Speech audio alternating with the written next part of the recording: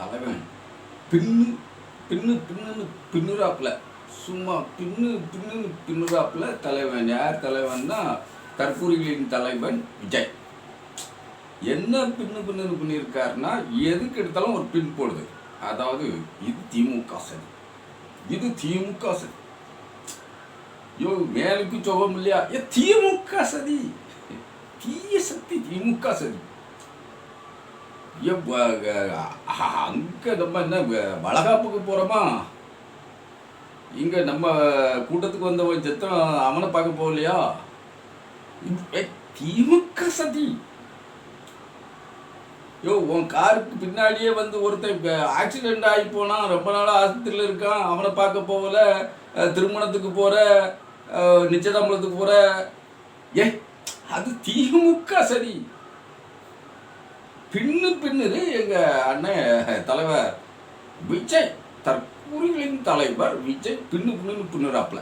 இப்போது அவர் பின்னதில் ஒரு நூதன பின்னிருக்கார். என்ன பின்னல் எல்லாருக்குமே தெரியும். ஆனால் அதாவது பிரச்சாரத்துக்கு எங்கேயும் போகிறதா இல்லை. இப்போ டைம் சொல்கிறாங்க 2 மணிலேருந்து அண்ணன் 10 மணி வரை பிரச்சாரம் பண்ணுவாருன்ட்டு.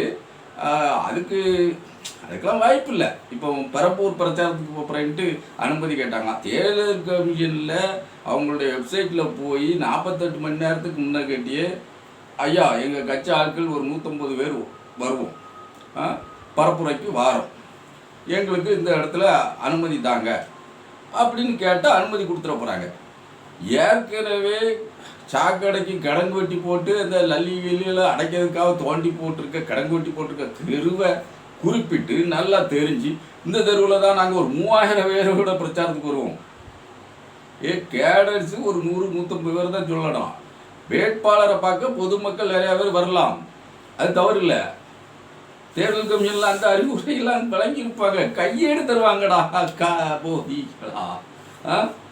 அதாவது போதிக்கணும், ஒரே ஒரு போதனையிலே கண்டுபிடிச்சிக்கணும். அதுக்கு தான் போதின்னு சொல்லுது. கேன்னா ஒன்று, போதி ஒரே ஒரு போதனையில் கண்டுபிடிச்சிக்கணும், அதான் போதிகளா அப்படின்னு தற்குறிப்பையில் தற்சயமையும் அவங்க ஒரு குறியாக இருக்காங்க தான் தற்குறி.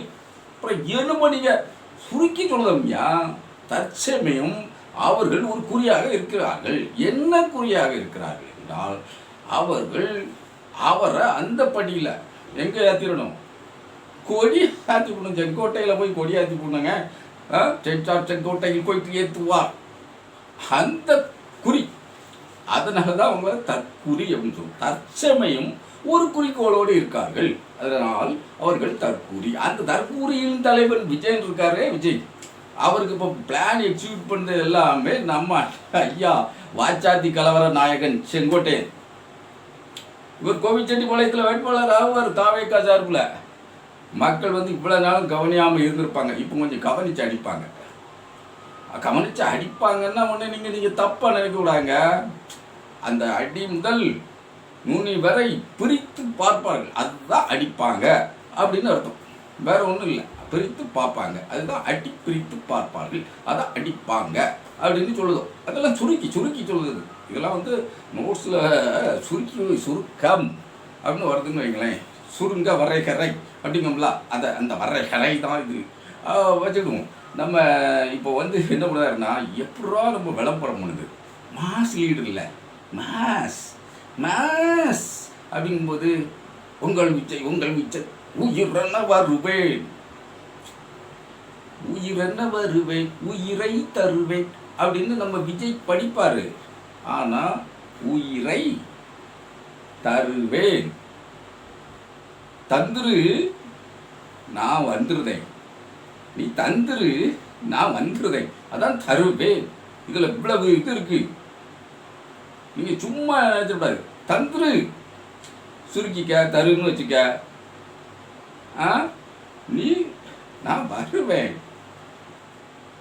அதான் தருவேன். வேன் இருக்கா, தருவேன் இருக்கா. உயிர் என்ன, வருவேன், உயிரை தருவேன், தருவேன்.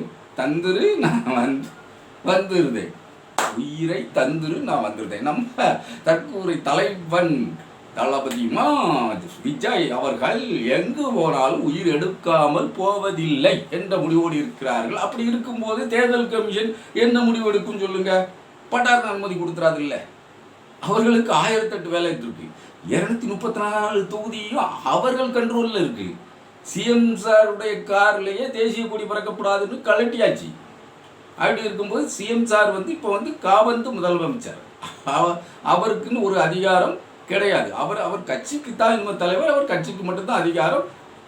மே 7ஆம் தேதியில் பதவி ஏற்பார். அப்போ சிஎம் யாரு? முத்துவேல் கருணாநிதி ஸ்டாலின் அவர்கள் மே 7ஆம் தேதி 2026 மே 7ஆம் தேதி பதவி ஏற்பார். அப்போது அவர் சிஎம், இப்போது அவர் காவந்து முதலமைச்சர். அப்படி இருக்கும்போது அவர் இட்ட கட்டளை எதுவுமே நிறைவேறாது. ஏன்னா இப்போ பாருங்க, 4 மாவட்ட ஆட்சித்தலைவர்களை எல்லாம் அதிகாரிகளை மாற்றக்கூடிய வல்லமை, மாற்றுகிற வல்லமை, மாற்றி கொண்டு இருப்பவர்கள் யாருன்னா தேர்தல் ஆணையம். தேர்தல் ஆணையம் ஒன்று தான் அதை செய்யும். அதனால் இப்போ நம்ம முதல்ல என்ன பண்ணுறாரு, நம்ம தற்கூரிகளின் தலைவன் விஜய் அவர்கள் முதல்ல அதாவது ஒரு கம்ப்ளைண்ட் ரைஸ் பண்ணணும்னு பார்க்க. கம்ப்ளைண்ட் எதுக்காக ரைஸ் பண்ணணும்னா,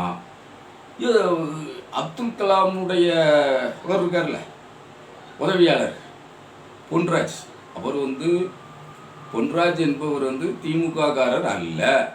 அதை முதல்ல புரிஞ்சுவிடக்கூடாது. திமுக காரர் அல்ல அப்படிங்கிறத நம்ம சொல்றதை யார் ஏற்றுக்கிட மாட்டாருன்னா தற்கூரி தலைவர் விஜய் ஏற்றுக்கிட மாட்டார். நம்ம தற்கூரிங்கிறதுக்கு அப்போலே விவரம் சொல்லிட்டோம். இனி அதில் நோண்டி நொங்கெடுக்க அதெல்லாம் வேண்டாம் வச்சாங்க. அதனால தற்கூரி தலைவன் அதை ஆணித்தரமாக சொல்லுவோம் அப்படி வைங்களேன். இப்போ இந்த பொன்ராஜ் திமுக காரர் அல்ல. அவர் என்ன பண்ணுறாருன்னா, அவர் ஒரு புகழ் வெளிச்சத்தில், அப்துல் கலாம் என்பவருடைய புகழ் வெளிச்சத்தில் தன் வாழ்க்கையை தேடிக்கொண்டிருப்பவர், வசதியை தேடிக்கொண்டிருப்பவர், பணத்தை சேர்த்து கொண்டிருப்பவர். இதுதான் நடந்துகிட்டு இருக்கு. மற்றபடி அவர் திமுக காரரும் அல்ல, பிற கட்சியை சார்ந்தவரும் அல்ல. மக்கள் நீதி மையத்தில் கொஞ்ச நாள் பயணித்திருக்கிறார். இப்போது அவர் அந்த கட்சியிலும் அல்ல. பார்க்க முடியாம அவர் பார்த்தோன்னே எங்களுக்கு அழுகுதான் வந்துச்சு. அவரை பார்க்கணுன்னே மெயினாக வந்தது. இன்னைக்கு நான் வந்திருக்கேன்னா, என் பொண்ணு அங்கே ஐசியூவில் அட்மிட்டு. ஆக்சுவலி எனக்கு ஒரு பொண்ணு, என் பொண்ணு உடம்பு சரியில்லாமல் ஹாஸ்பிட்டல் இருக்கா இப்போ. ஆனாலும் சாரை பார்க்கணும்னு நாங்கள் பழனியிலேருந்து வந்திருக்கோம். இப்போ இந்த பெண்மணி என்ன பேசுகிறாங்க, நான் என் பிள்ளை, ஒரே பிள்ளைங்க, என் மக ஒரே பிள்ளை, அதில் ஐசியூவில் விட்டுட்டு தளபதியை பார்க்கக்காக வந்திருக்கு. என்ன ஒரு ஆசை, என்ன ஒரு கண்ணியம்னு பாருங்கள். அந்த பிள்ளை ஐசியூவில் இருக்குது, டாக்டரை நம்பி விட்டுட்டு வந்துட்டாங்க. ஆமாம், அது இருக்குது, ஒரே பிள்ளை தான் இருக்குது ஐசியூவில். அது இருக்கும், அது உயிரோடு இருக்கலாம் அப்படின்னு வச்சுக்கிட்டுங்களேன். அது நம்ம மாற்று எண்ணத்துக்கு வர வேண்டாம், நம்ம நேர்மறையாகவே சிந்திப்போம். அது அவர்கள் மருத்துவரை நம்பி விட்டுட்டு வந்துட்டாங்க. யாரை பார்க்க வந்திருக்காங்க? அந்த அம்மா வந்தால் தான் விஜய் ஆறுதல் அடைவார். அப்படி அழுது சலித்து விட்டார். கரூர் துயரத்து அந்த ஸ்டாம்பையில் 41 பேர் இறந்து போனாங்க. நின்று பாராமல் திரும்பி பாராமல் பத்திரிகையாளர்களையோ இதுவரை 30 படங்கள் விழுந்துட்ட என்னையா சொல்லுத அப்படின்னு கேட்கும்போது தலை தெறிக்க ஓட்டிய ஒரு பேட்டிய அவன் அழுகிறான், அவன் முகம் கோணுகிறான், அவன் முகம் தொய்ந்து கிடக்கிறது, தாடி வளர்த்து கிடக்கிற அவன் 3ஆம் பக்கமே நல்லா சேவ் பண்ணிட்டு, சிஎம் சார் எதுவானாலும் ஏன் மேலே என்ன கைது பண்ண பனையூரில் தான் இருக்கு, ஏன் கேடர்ஸ் ஒன்றும் பண்ணாது அப்படின்னு வீடியோ போட்ட ஆள். அந்த ஆளை அவன் முகவாடி கிடக்கான்னு இந்த அம்மா ஓடி வந்திருக்கு. அந்த பெண்மணி ஓடி வந்திருக்காங்க, நல்ல பெண்மணி. அதில் இன்னும் சில பெண்மணிகள் பாருங்க, இந்த அம்மா என்ன சொல்லுது, நான் விஜய்க்கு பொண்டாட்டியாக கூட இருந்துட்டு போகிறேன், இதில் என்ன தப்பு இருக்கு அப்படிங்க. நான் அதுலேயும் இன்னொரு குழந்தை, ஐயோ இந்த குழந்தை சொல்றதை நம்ம எல்லாருமே கட்டாயமாக பார்க்கணும். அது குழந்தை, நம்ம பார்வையில் குழந்தை தான். பேச தெரியாமல் பேசுகிறவர்கள் நிச்சயமாக குழந்தை தான். அது என்னுடைய பார்வை. நன்று ஆராய்ந்தவன் பார்வை அதுவாகத்தான் இருக்கும். இது ஒரு குழந்தை. அதாவது அவர்கள் வயது வந்த பெண்மணியாக இருந்தால் கூட, அவர்கள் பிள்ளை பேறு பெற்ற பெண்மணியாக இருந்தால் கூட, ஏன் பேர பிள்ளைகளே கண்ட பெண்மணியாக இருந்தால் கூட, அவர்கள் தன்னுடைய அறிவை மீறிய அறியாமையில் பேசக்கூடிய வார்த்தைகளை நாம் பார்த்தோம் என்றால் அவர்கள் குழந்தையாக இருக்கிறார்கள் என்ற உணர்வுக்கு நாம் வந்துவிட வேண்டும். அதுதான் சரியான பாதை. அதாவது ஒருவர் தன்னை மனநலவாதி, அதாவது மனம் நலம் குன்றியவர் அப்படின்னு தன்னைத்தானே அறிமுகப்படுத்தி கொள்ள மாட்டார். அவர் மனநலம் குன்றியவர் என்பது அவருடைய செய்கையில் நாம் கண்டுகொள்ள வேண்டியது. அப்போ நம்ம அவர்களை அக்கறையோடு கவனிக்க வேண்டும். இந்த பாப்பாவை பாருங்க, இந்த குழந்தையை பாருங்க.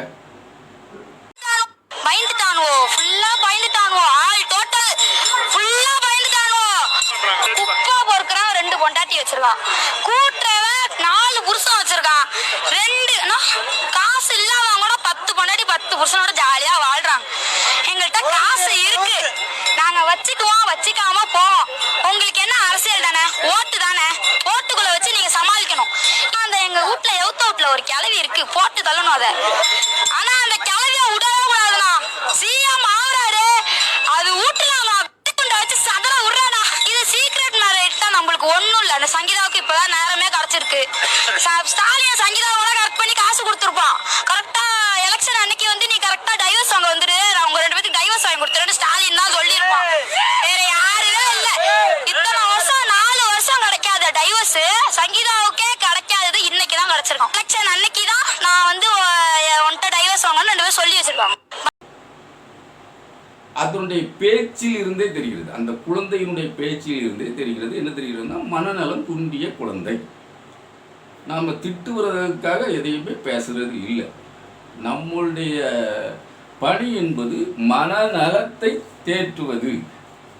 அந்த அந்த வழியில் தான் நம்ம வந்து நேரம் கிடைக்கும் போது வீடியோக்களை இறக்கி விட்ட இருக்கு.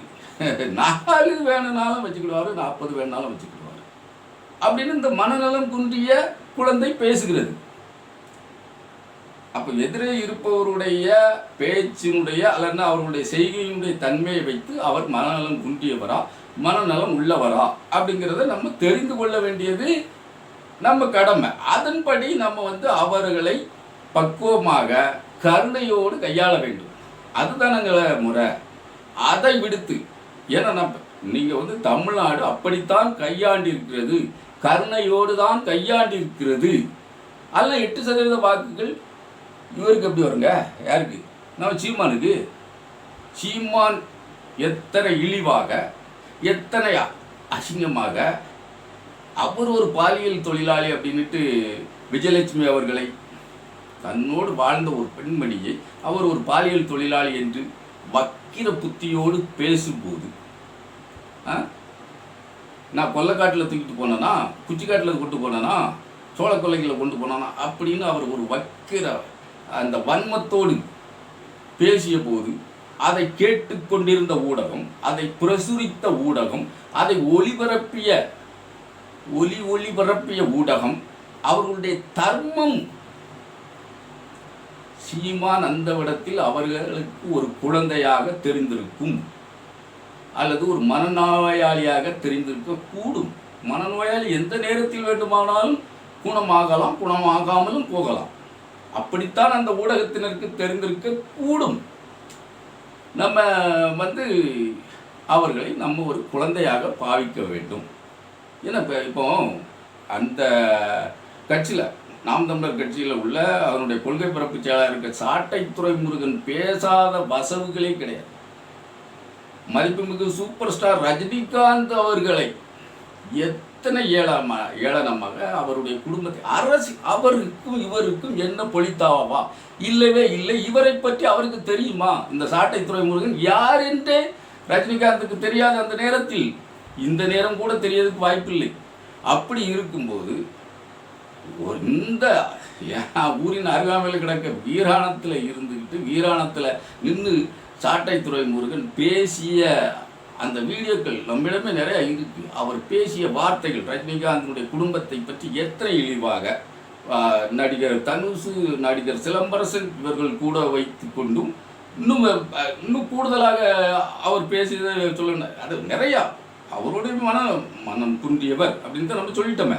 அவர் பேசியது, அதாவது ரஜினிகாந்த் அவர்கள் மராட்டியத்தில் இங்கே இருந்து திருநெல்வேலியிலேருந்து யாரோ அவர் தாத்தாவோ யாரோ போயிட்டாரு அப்படிங்கிற மாதிரி அவருடைய அந்த வசவுகள்லாம் மிக மிக மோசமான, அருவருக்கத்தக்க, தமிழில் இடம்பெறாத வார்த்தைகளை எல்லாம் அவர் பயன்படுத்தினார். இடம்பெறக்கூடாத வார்த்தைகளை எல்லாம், தமிழில் இல்லாத வார்த்தைகளே இல்லை, ஆனால் தமிழில் இடம்பெறக்கூடாத வார்த்தைகளை எல்லாம் அந்த சாட்டை துரைமுருகன் மாமா பையதான் பயன்படுத்தினார். அப்போ அவரை நம்ம ஒரு மனநலம் குண்டியவராக பார்த்ததுனால்தான், தமிழ்நாடு பார்த்ததுனால்தான், தமிழ்நாட்டில் உள்ள ரஜினிகாந்த், சூப்பர் ஸ்டார் ரஜினிகாந்த் ரசிகர்கள் கூட அப்படித்தான் பார்த்திருப்பார்கள். அதனால்தானோ என்னவோ சிலர் அவருக்கு வாக்களித்திருக்க கூடும், அல்லது 8% வாக்குகளை எப்படி வாங்கியிருக்க கூடும். அதை நம்ம பேசணும்.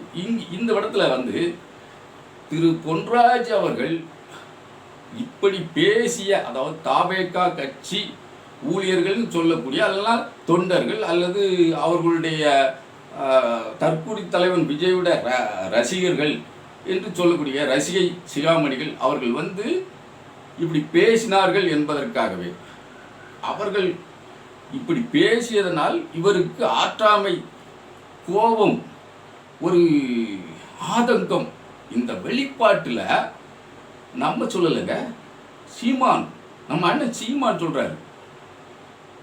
அதுலதான் அவர் பேசுறாரு. உங்களுக்கு புரியுதா? அவர் ஊடகத்துக்குள்ள இருக்கிறனால ஒரு மனிதனா சொல்லிட்டாரு, மத்தவன் மனசுக்குள்ள புளிங்கிட்டு வேதனைப்பட்டுக்கிட்டு இருப்பான். உங்களுக்கு வழங்குதுன்னு நினைக்கிறேன்.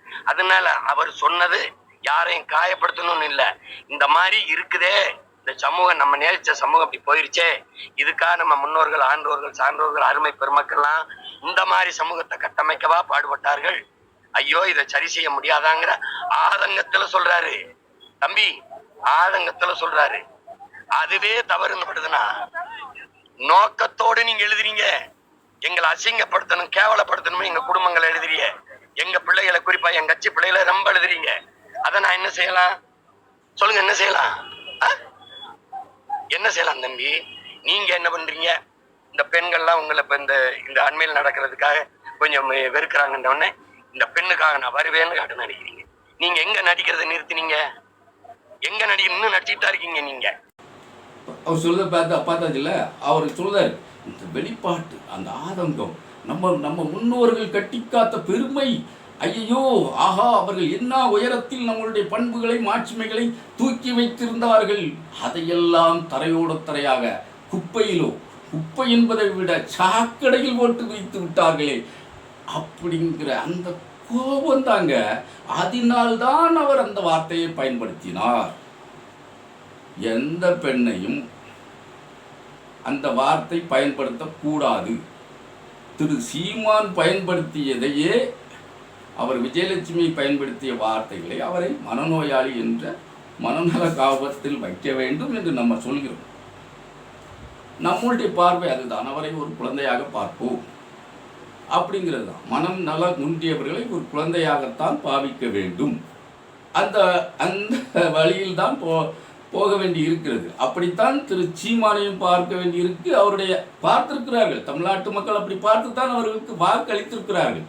அல்லது இத்தனையா அசிங்கமாக எந்த கட்சியில் இருந்தவர்களாக இருந்தாலும் அந்த கட்சி அவர்களுக்கு போதிய அங்கீகாரம் கொடுக்காது. அவங்க பேசிட்டு போகிறவங்க தான், அவங்க காசுக்கு பேசுவாங்க. தலைவர்களே இப்படி இருக்கக்கூடாது. அது முதல்ல தரதலைகளாக இருக்கிறீர்களே என்ற வருத்தம், ஆதங்கம் பொன்ராஜிடம் வந்துவிட்டது என்று சீமான் சொல்கிறார். இருக்கட்டும், அதாவது ஒரு கட்சியில் அந்த 3ஆம் கட்ட 4ஆம் கட்ட பேச்சாளர்கள் இருப்பார்கள். அவர்களுக்கு எங்கு பேசினாலும் ஊதியம்தான். ஊதியத்திற்காக அவர்கள் சில விடயங்களை ஓங்கி பேசி விடுவார்கள். அதெல்லாம் அந்த ப்ளோவில் வர வார்த்தை நயத்திற்காக வண்டியாக நம்ம அக்கா வானதி சீனிவாசன் அவர்கள் கூட மாவட்ட செயலாளர்கள் காலையில் ஒரு வீடு, மாலையில் ஒரு வீடு என்று இருப்பார்கள். திமுக மாவட்ட செயலாளர் அப்படி என்று ஒரு கட்டுக்கதையை, அதாவது ஒரு ஒரு வன்மத்தோடு அவர் பரப்பினார் என்றாலும் அவரும் ஒரு மனநலம் குன்றியவர் என்ற நிலைப்பாட்டில் தான் அவரையும் நம்ம பார்க்க வேண்டி இருந்துருச்சு. அப்படித்தானே அர்த்தம். அந்த மாதிரி சில நேரங்களில் சிலர் ஒரு வன்மத்தோடு பரப்பக்கூடிய விஷயத்தை, அதெல்லாம் பேசக்கூடிய விடயத்தை இவர் யார், பொன்ராஜ் ஐயா திரு அப்துல் கலாம் அவர்களுடைய முன்னாள் உதவியாளர், அப்துல் கலாம் அவர்களுடைய பெயரை கெடுப்பதற்கென்றே இருப்பவர், உலாவுவர் என்று கூட நம்ம சொல்லலாம். அவர் அந்த பெண்களை மிகவும் இழிவாக அவர் பேசியதை இந்த இடத்தில் நான் சொல்ல தயாராக இல்லை. சொன்ன வார்த்தையை எந்த பெண்ணையும் அப்படி சொல்லக்கூடாது, அது ஏற்புடையது அல்ல. ஒவ்வொருவரும் தன்னுடைய சூழ்நிலையும் இயலாமையும் தான் அவர்கள் எடுக்கக்கூடிய நிலைப்பாடு. அவர்களுடைய வாழ்க்கை எந்த இடத்தில் இருக்கிறது, எந்த பள்ளத்தில் இருக்கிறது, எந்த உயரத்தில் இருக்கிறது, எந்த நிலையில் இருக்கிறது என்பது அவர்களுடைய முயற்சி அல்ல. அவர்களுடைய அந்த ஒரு விருப்பம் என்று நம்ம சொல்ல முடியாது. அவர்கள் தள்ளப்படுகிறார்கள், சமுதாய அழுத்தங்களுக்கு உட்படுத்தப்படுகிறார்கள். அப்படி உட்படுத்தப்படும் யாரும் விரும்பி சாக்கடையில் இறங்குவதற்கு தயாராக இருக்க மாட்டார்கள். ஏன், அடித்து செல்லும் வெள்ளத்தில் இறங்குவதற்கும் யாருமே தயாராக இருக்க மாட்டார்கள். அது எத்தனை பெரிய மழை வெள்ளமாக இருந்தாலும் அது தூய தண்ணீர் தான் என்றாலும் அடித்து செல்லும் வெள்ளத்தில், ஆற்றில் இறங்குவதற்கு யாரும் தயாராக இருக்க மாட்டார்கள். அதை நம்ம ஒப்புக்கத்தான் வேணும். அப்படி அவர்கள் இறங்க வேண்டி இருக்கிறது, சாக்கடையில் இறங்க வேண்டி இருக்கிறது என்றால் அவர்கள் ஒரு புற அழுத்தத்திற்கு உட்படுத்தப்படுகிறார்கள். அப்படி ஒரு நிலை ஏற்பட்டால் தான் பெண்கள் தங்களுடைய தடங்களை மாற்றிக்கொண்டு பயணிக்கிறார்கள் என்று அர்த்தம். அப்ப அந்த புற அழுத்தங்கள் இந்த சமுதாய அவலங்களில் இருந்துதான் உதிக்கிறது, ஏற்படுகிறது. அப்படி இருக்கும்போது அந்த அவலங்களை போக்குவதற்கான சிந்தனை ஓட்டத்தை பெரிய அறிஞர்கள், அறிவுஜீவிகள், நாங்கள் விஞ்ஞானிகளின் கையாளாக இருந்தவர்கள் என்று சொல்லக்கூடியவர்கள் அதைத்தான் சிந்திக்க வேண்டும், அதைத்தான் போதிக்க வேண்டும். தங்கையே, தாயே, நீ பேசுகிறாய், இந்த பேச்சு அழகல்ல, இது சிறுமைப்படுத்தும் அப்படின்னு அதை தாங்க வேண்டுமே தவிர தாக்கக்கூடாது. தாக்குற வார்த்தையினுடைய வல்லமை என்பது மிகவும் வக்கரமாக, உக்கிரமாக, ரொம்ப அதிகமான, அதாவது அணுகுண்டையே அவர் வீசுகிறார் என்றால் அவர் அற்பம் அப்படிங்கிற நிலையில் தான் பொன்ராஜ் இருக்கார். அந்த பொன்ராஜை நம்ம அண்ணன் சீமா அப்படி தூக்கி பிடிக்கார். ஏன் தூக்கி பிடிக்காருன்னா, ஏடா ஏன் கட்சிக்காரங்களை, உன் கட்சிக்காரன், என் கட்சி பெண்களை, தாரிகா சல்மானை எல்லாம் அவங்க கட்சியில் ஒரு தொகுதியினுடைய வேட்பாளராக இருக்கார். நாம் தமிழர் கட்சியினுடைய ஒரு வேட்பாளர். அந்த பெண்மணியின் மீது, அந்த பெண்மணியினுடைய குடும்பத்தின் மீது சில பிரச்சனைகள் இருக்குது. நமக்கு தனிப்பட்ட மாறுபட்ட ஒரு கொள்கையின் மீது கருத்து இருக்கிறது. ஆனால் அந்த பெண்ணை இழிவாக, தரக்குறைவாக பேசி எழுதி பதிவு போடக்கூடிய நபர்கள் தாவேகா கட்சியினுடைய முக்கிய அங்கத்தினர்களாக இருக்காங்க. அப்போ ஏன் கட்சி ஆட்கள் எல்லாம் நீ இது பண்ணினிய, அதாவது இந்த மாதிரியான வார்த்தைகளை பயன்படுத்தினீங்க. அப்போ நீ இப்போ மட்டும் இவர் ஒரு பொறுமை, ஒரு ஆதங்கத்தில் வெடித்த வார்த்தைகளை வைத்து நீ கம்ப்ளைண்ட் கொடுக்க, அதாவது விஜய் கம்ப்ளைண்ட் கொடுக்க எங்கே போகிறாரு, டிஜிபி அலுவலகத்துக்கே நேரே போகிறாரு. அவர் டிஜிபி அலுவலகத்துக்கு போகிறத நினச்சி நம்ம சந்தோஷப்படணும். இப்போ மாதிரி வெளியே வந்தானையா, நான் எதுக்குன்னு வருவேன், பெண்ணை காப்பதற்காக வருவேன் அப்படின்ட்டு அவன் நடிக்கிறான் என்றால் கூட அந்த நடிப்பை இந்த நேரத்திலாவது செய்தானே அப்படின்னு நினச்சி அந்த தற்கூரி தலைவனை நினச்சி சந்தோஷிச்சுக்கணும். அதை விட்டுட்டு இதுக்கு மட்டும் நீ எப்படி டிஜிபி அலுவலகத்துக்கு வரலாம், அவன் இது ஒரு மாசு விளம்பரம் அப்படின்னு டிஜிபி அலுவலகத்துக்கு வரான், வந்துட்டு போகிறான், புகார் கொடுத்துட்டு போகிறான். சரி, அவனுடைய கையால் ராம்குமார்லாம் ஒருத்தன் பதிவு போடுவான். எத்தனை இழிவான பதிவுகள். ஆமாம், அஜித்குமாரை பற்றி அவனுடைய பதிவு எவ்வளவு மோசமாக, அஜித்குமார் இவனுடைய வாழ்க்கையில் என்ன செய்து விட்டார், இல்லை தள்ளி நில்லு, விஜய் படத்தை பார்க்காத அப்படின்னு இவனை அப்படி பேட்டரியை பிடிச்சி தள்ளி கொண்டு போயிட்டாரா, அடித்து இழுத்து கொண்டு போயிட்டாரா அஜித்குமார்? அவர் குடும்பத்தை இழிவாக பேசுறதுக்கு அவருக்கு என்ன பிரச்சனை இருக்குது? அவ்வளோ இழிவாக தரங்கட்ட பதிவுகளை போடுது. மனநலம் குன்றியவர்கள், விஜய் கட்சியில் மனநலம் குன்றியவர்கள், இப்படி மனநலம் குன்றிய பாப்பாக்கள், குழந்தைகள் நிறைய பேர் இருக்காங்க.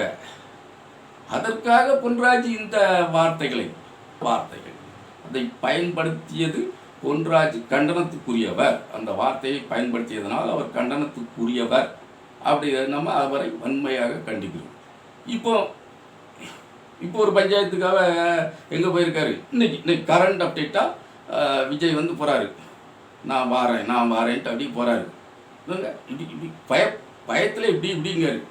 பயத்திலே எங்கே போகிறவருக்கு தலைமைச் செயலகத்துக்கு போகிறாருயா.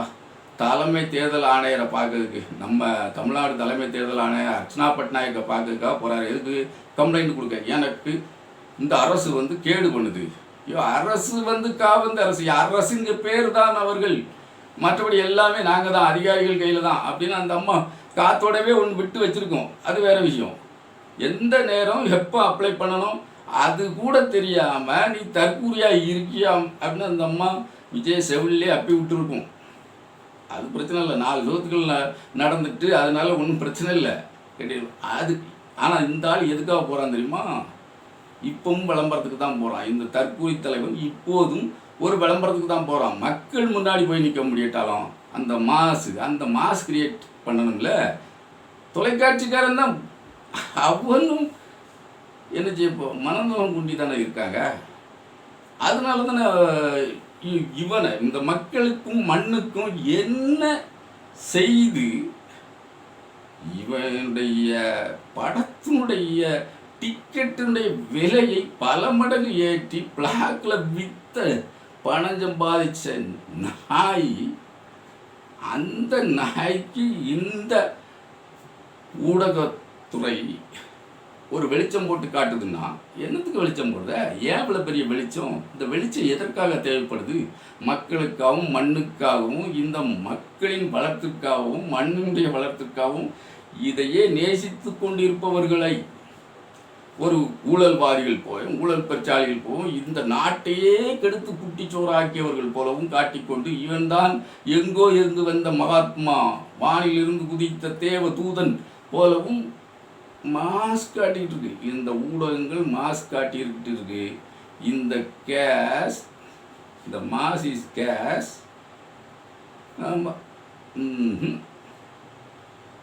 ஆக்சிஜனா கார்பன் டை ஆக்சைடா அப்படிங்கிறத